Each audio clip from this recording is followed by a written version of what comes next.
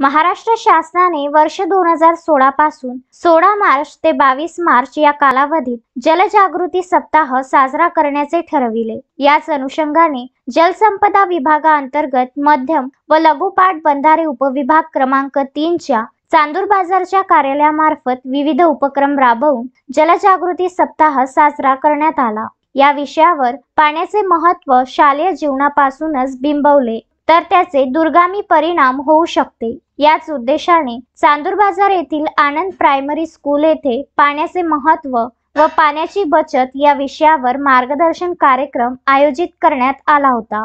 या कार्यक्रमाच्या अध्यक्षा बोबडे, प्रमुख अतिथी इंजिनियर घनश्याम पवार, उपविभागीय अधिकारी इंजिनियर कुलदीप गौरखेडे, इंजिनियर सुबोध पंडित ठाकरे माकोडे आदी उपस्थित होते।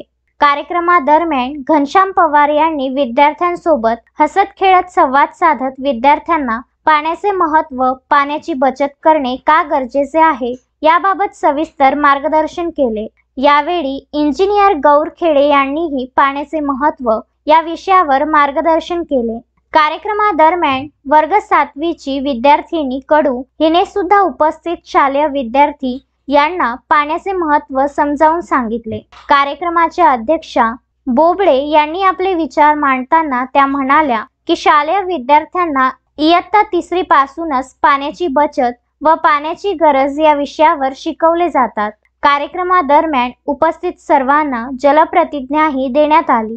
तत्पश्चात शालेय विद्यार्थ्यांना बिस्किट व खाऊ वितरित करण्यात आला। जलजागृती सप्ताहानिमित्त विभागीय कार्यालय अचलपूर कडून प्राप्त झालेले जलजागृती रथ पूर्णा मध्यम प्रकल्प लाभ क्षेत्रात फिरवण्यात येऊन त्यावरील ध्वनी क्षेपणाच्या माध्यमातून जलजागृती मोहिमेचा संदेश सर्वसामान्य नागरिक शेतकरी बांधवांना देण्यात आला। घनश्याम पालीवाल, विदर्भ न्यूज, चांदूर बाजार।